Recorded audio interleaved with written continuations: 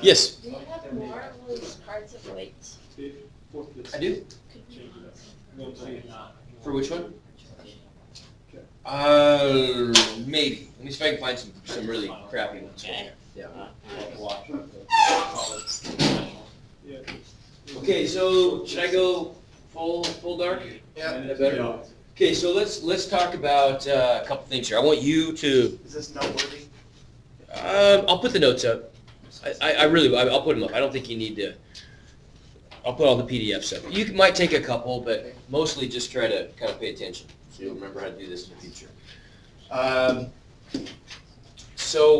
Summary, right? We know we're always trying to compare linear land to Angulvania, right? So we got linear land and we've got Angulvania. And so one thing we have is in linear land, Newton's second law in our old form, right, is F equals ma, right? So net force equals ma. Okay, what did we establish? This has been, like Thursday-ish, Wednesday, Thursday. What did we say was the corresponding Angulvania formula? Inertia times. Okay, good. So we could say that instead of net force, net torque equals, instead of mass, we have moment of inertia, and instead of A, we have The fish. the fish, yeah, alpha. There you go. Angular acceleration. Okay, good. Good. And so we're able to do a lot of stuff with that, right? We did some, I gave you an assignment, you had some, has anybody finished the assignment? We were making a trebuchet this room. Yeah, I know. Yeah. So there's one pretty big problem, but there's one really cool one that I hope you enjoy the one. Like it asks you if you have essentially it's a Saturn V rocket, one of the so on the order of the most powerful rocket ever built. You know, I just varied them just a little bit, so there'd be different answers for everybody. But if you were to push this thing in the opposite direction of the Earth's rotation, calculate how many years it would take to change the length of a day by a few hours. You know, yeah, it's kind of. So that's all just this over, right? It's all just this Newton's, the Angulvania version of Newton's second law. Okay, so for today, and I will go really minor league on assignments on this. In fact, I'll debate if we even have to really do anything on this, but I just want you to be exposed to it and know about it before you go to college.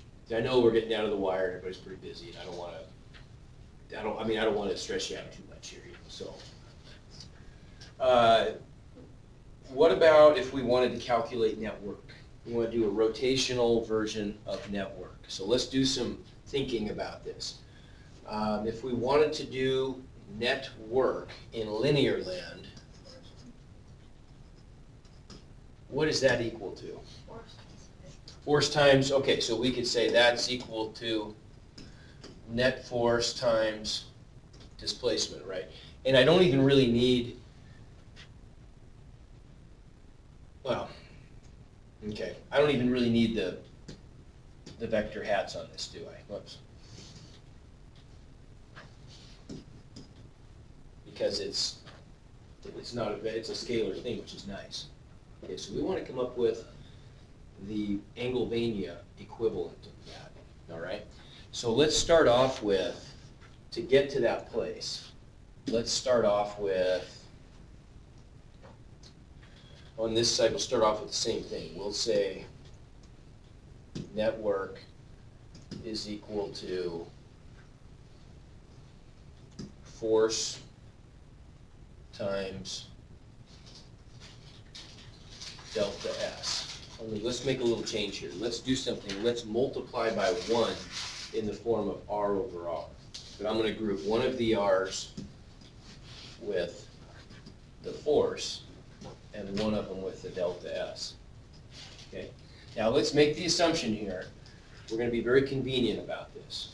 Okay. We're going to say that the forces are always going to be acting in Angulvania. Let's make the forces always acting for uniform circular motion. Let's make them acting tangentially. So they're always pushing perpendicular to the arm. right, to the radius. Does that make sense? So like if I'm spinning this thing around, my force is going to be tangential to the surface, so all the force is tending to spin it, right, to be convenient. So then what is F times R? What is force times radius? And if we draw a picture, that might be helpful. Right, so we got something like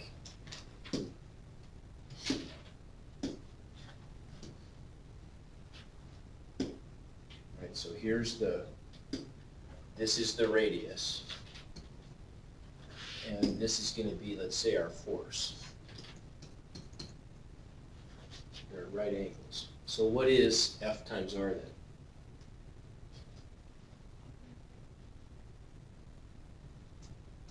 Force times effective lever arm.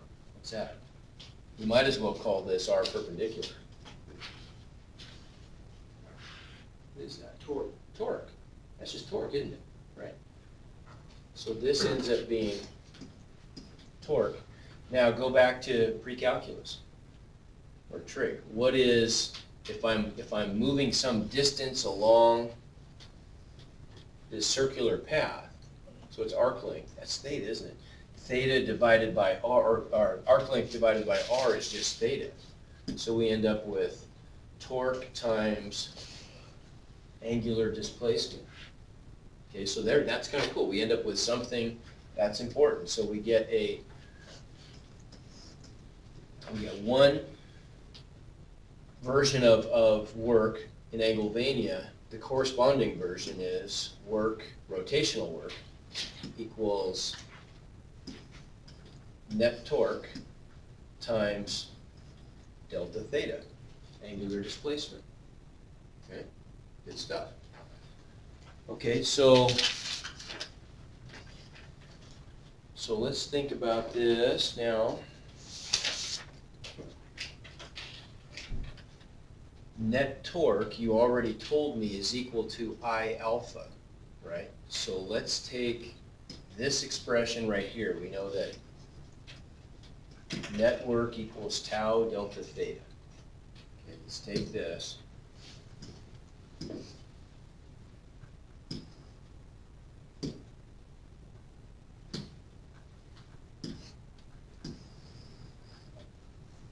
Let's go to the next page.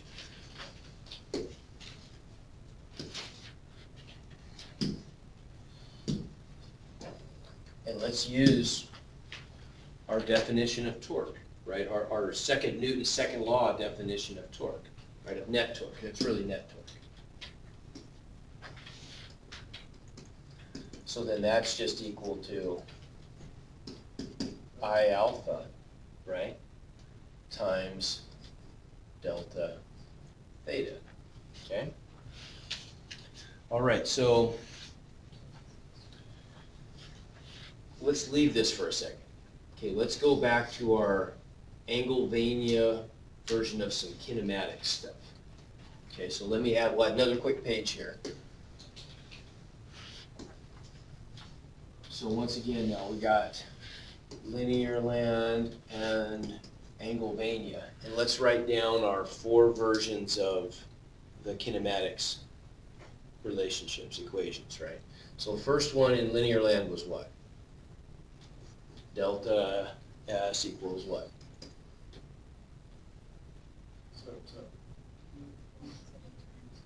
Yeah, average velocity times, say it again?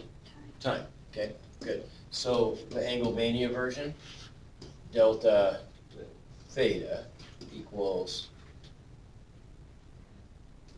okay, times t, right?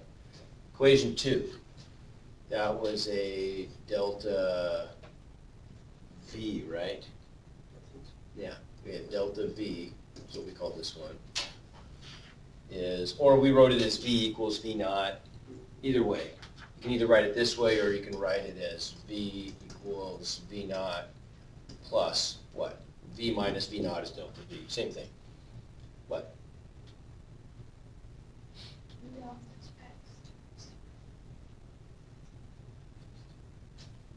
What is it again? this one that involves time. So V equals V naught plus, you guys know this, come on now, it's been a little while since I've used these a lot. You remember? Come on, what is it? Think of it as definition of acceleration. Right? Acceleration is just delta V over delta T, right? Okay, makes sense? Okay, and let's just call it AT, not delta T. We'll just call it AT, because delta T is really just T, isn't it? Okay, so then those turn into, over here, we would make that change in angular velocity must just equal, instead of an A, we get a alpha. Or we could say final angular velocity equals initial angular velocity plus alpha t.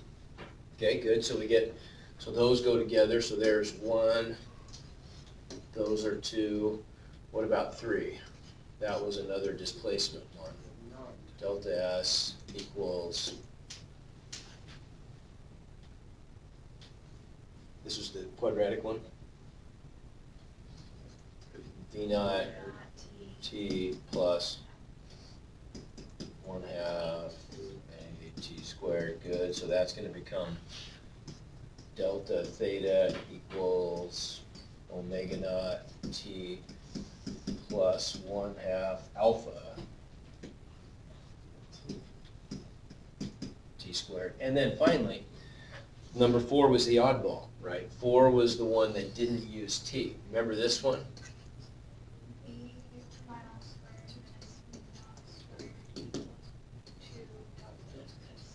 2a delta S, good. Okay, so what was our Engelvania version of that one? I mean, you're just going to trade variables, right? Instead of V, we get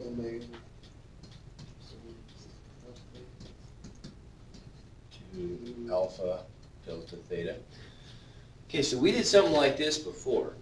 Let's take advantage of this one, right? So if I were to solve this equation for alpha delta theta, we would just divide both sides by 2, right?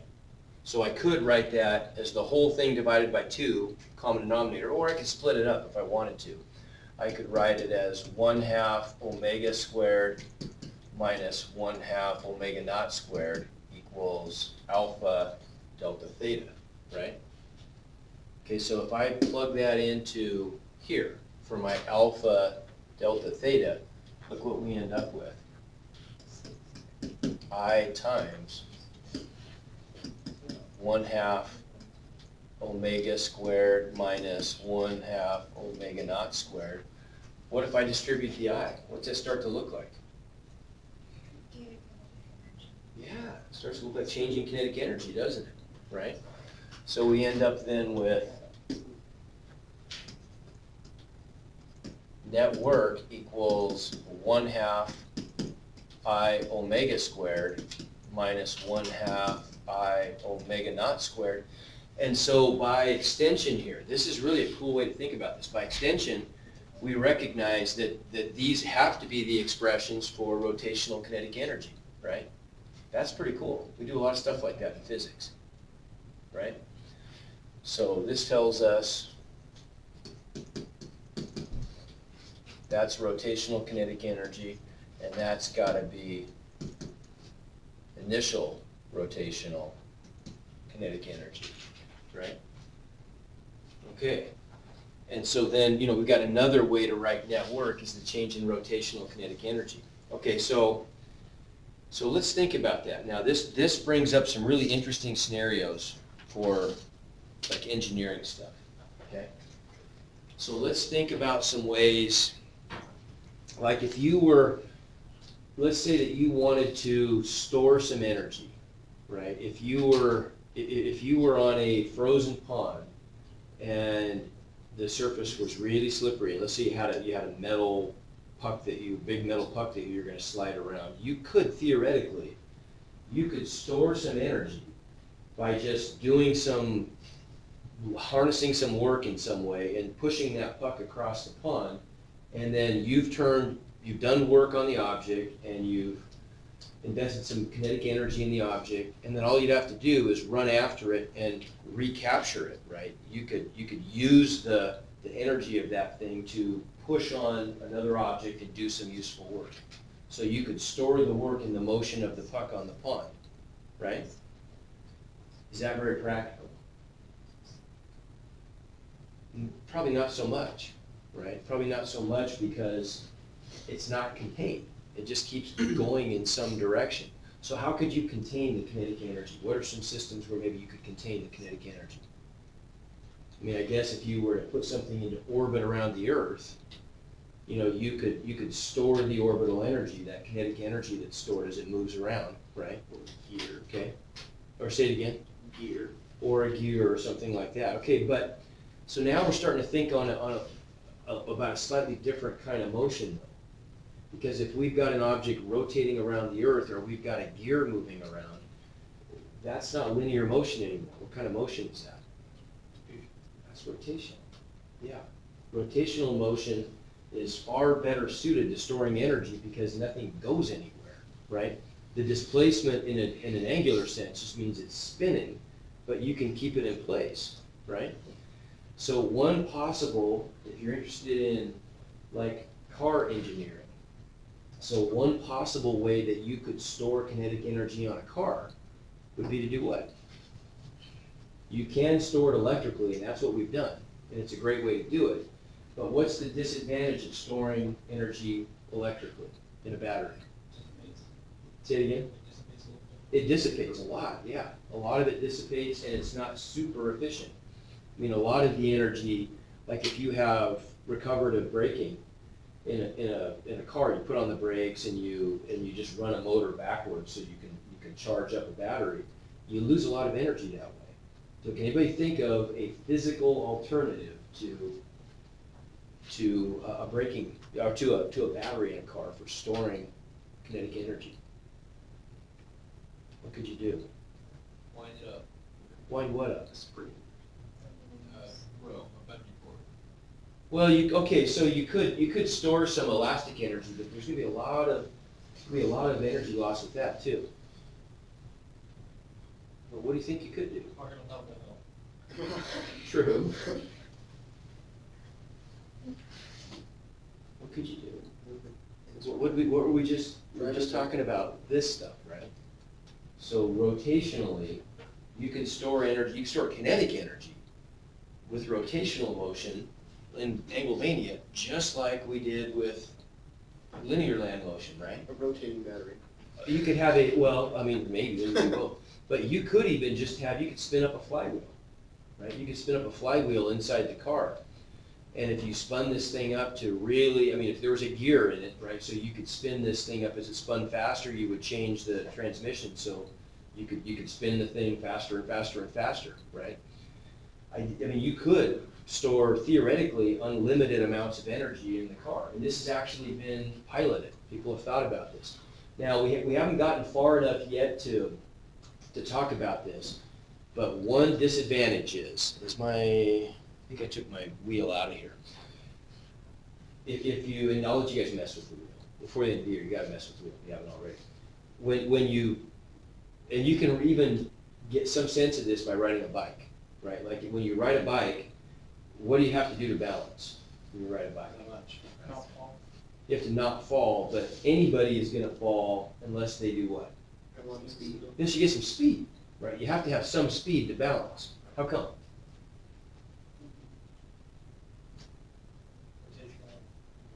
It has to do with rotational inertia. Yeah, it has to do with, it does. When you spin this thing, it has to do with the angular momentum associated with the tire. So as you spin this thing, it actually gets hard to turn. If you get it going fast enough, it's really difficult to get the bike to turn. You have to actually lean sideways to get it to turn. You can't just, even spinning the wheels, if the wheels were a little bit heavier, even just turning the wheels would be a little bit difficult. And so one problem is, when you spin up a flywheel in a car, the flywheel is a gyroscope and it tends to maintain its orientation. So when the car turns, like if it were to go try to turn into a bank corner or something, well, this thing doesn't want to turn, right? It wants to maintain its orientation. So one thing you'd have to do is you'd have to have the flywheel mounted on a gimbal apparatus where it can rotate freely inside. Does that make sense? And maybe you can, yeah, I mean, you have to do something tricky, like maybe you even, well, it'd be a pretty elaborate engineering endeavor to try to recapture this stuff, but people have actually done it. Okay, one other practical disadvantage. So you got this thing that's, the faster it goes and the heavier the flywheel is, the harder it is to change its orientation once it gets moving. We'll get to that. That's probably like the last stuff we'll talk about before we go. We have nothing else to talk about. What's another practical consideration? Hard to slow down. To get it going. Well, it'd be, I mean, not necessarily, it'd probably be massive, but not so much that. But there's something else. I mean, we're talking about energy here, right? Storing lots of energy. Okay.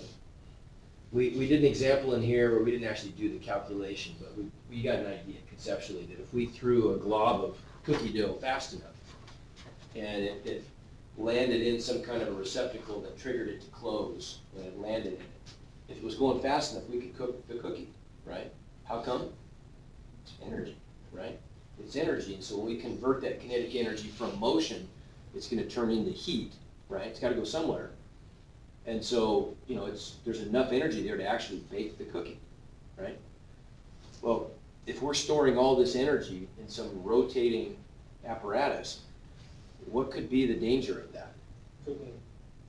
Of what? Well, I mean, maybe, yeah, but you got to keep this flywheel spinning in an environment where it's not going to be forced to spin down real fast.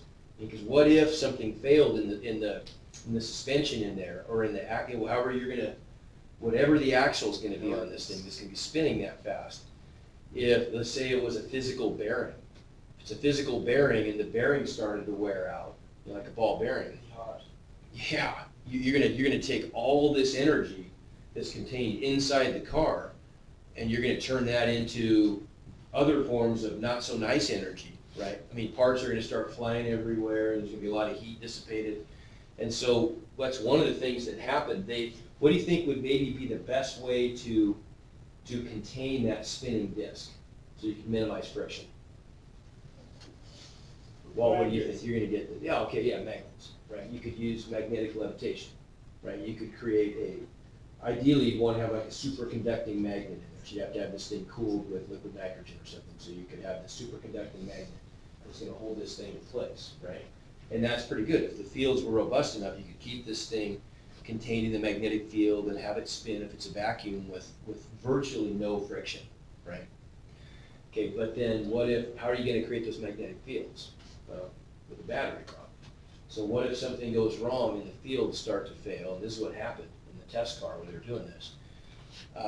They had it contained in this massive Kevlar envelope that contained the whole thing, but it still flew apart and pierced the Kevlar, and it just was like, it was like a bomb going off.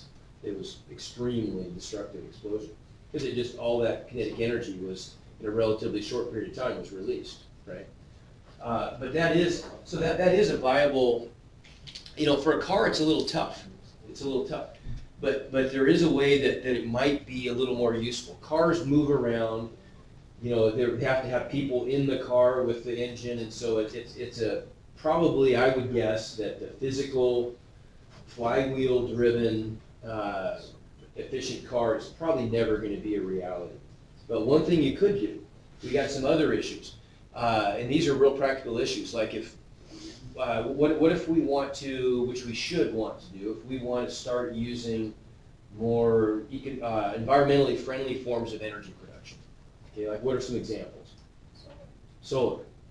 Great. Solar is getting cheaper to do. There's really no downside to solar except that you got to have those panels, right? And maybe they're an eyesore. You can do solar farms like they do in Arizona, for example, where you've got these, you know, these arrays of solar panels that are all in one place, and then the sun is just focused in big lenses, cylindrical lenses, so they just focus the sunlight onto the panels, and you can get really high outputs from these power plants.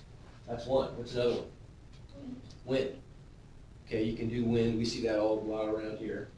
In the future, probably another one that's gonna be used would be extracting energy from tidal changes. And they're starting to do this in Europe, where as the tide comes in and goes out of phase, you can capture all that massive movement of water by turning turbines.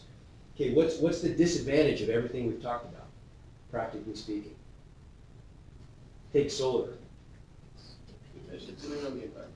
Dependent on the environment, it's dependent on what else? I mean, if you're trying to cool Chicago in the middle of the night when it's really hot, what's the problem with solar? There's no sun, right? So you're at the mercy of where the sun is. Okay, so then what do you have to be able to do if you want to have a practical, if you want to be able to form the new smart grid, which we need to do desperately as a country. Our power grid is woefully out of touch with modern realities of life in the modern times. So what do we have to do then? Follow the sun. Okay? We need to be able to have power when we need power. So somewhere between the extraction of the power from the environment and the use, it can't be in real time, right? There's got to be a way to store all of that energy. And that's all it is energy, right? So what do you think? What are some options? What's the biggest current option? Batteries on a huge scale. Yeah, batteries, that's the way we currently do it. Sun on demand. Sun on demand probably ain't gonna happen. But batteries work. They're expensive. There's a lot of loss involved in them. It's not always environmentally friendly. Batteries use a lot of, in order to create an electrolyte battery, actually lots of chemicals. What else could you do? I'll tell you one way, just because we haven't talked about this, and I'll let you guys think about this for a second. One way is, and this is being done, you could take large natural cisterns, so large caves that are really impermeable. So there aren't, they're really solid, there aren't cracks in them, and you pressurize them with gas. You use the energy of the sun or whatever via electricity, you're gonna drive pumps that just pump gas into these caverns, and then what do you do when you wanna harness the power later? Release it. And the gas that's the expelled gas, just as it comes out of the cavern, it's going to turn a turbine and create electricity, and you use it when you need to. There's gonna be some loss there, but at least you get to use it when you want to use it. How could you use what we're talking about? This rotational kinetic energy thing. What could you do? I mean, if you could do this in a situation where it's not in a car, not something that has to be able to move and maneuver, and you could turn just a phenomenally large flywheel, right? Spin this thing up electrically and suspend it magnetically, that's fine. You can do that. Yeah, and then you could have all kinds of reserve power built in here, lots of batteries available in case there's a fail-safes, right? Because you could do this in the desert somewhere, who knows, right? Spin this thing up, and then when you want to harness the power, you just have a clutch that you can engage with the gearing system, and it's just going to turn a turbine. You're gonna bleed off some of the kinetic energy and turn it into a rotating force that's going to, in this case, you wouldn't even have to turn a turbine. All you have to do is just divert some of that and spin up an electric rotor, right? Where you're spinning magnets and create electricity and then send it off where you need it. So you can bleed it off and it becomes electricity on demand. Okay, this is something that's probably going to happen. I mean, it's a huge engineering project, but things like this are being looked at. And so, just this little connection between linear land and angled radiant, it opens up all kinds of doors because rotation is in one place. It opens up all these different avenues for storing energy that we didn't have before, right? Okay. What do we got for time here? When are we out of here? 4 minutes. 4 minutes? 5. Okay.